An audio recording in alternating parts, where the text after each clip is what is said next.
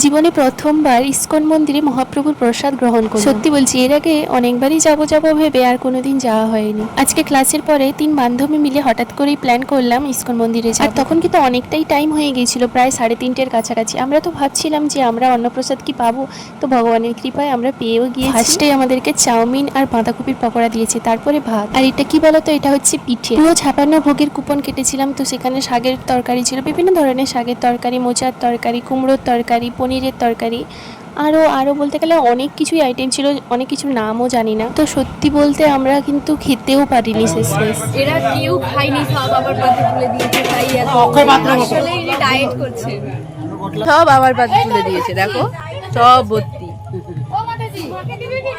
আমাকে নিবে না, আমাকে নিবে না একদম।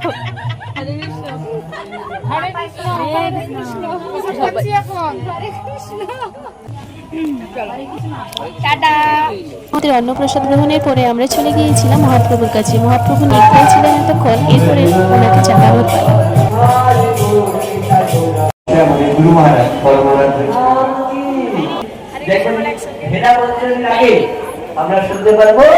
সেখানে অনেকক্ষণ যে সময় কাটানোর পরে দেখলাম মেঘের অবস্থা প্রচন্ড খারাপ, তাই আর বেশিক্ষণ থাকতে পারিনি, বাড়ির উদ্দেশ্যে রওনা দিই। চলো টাটা।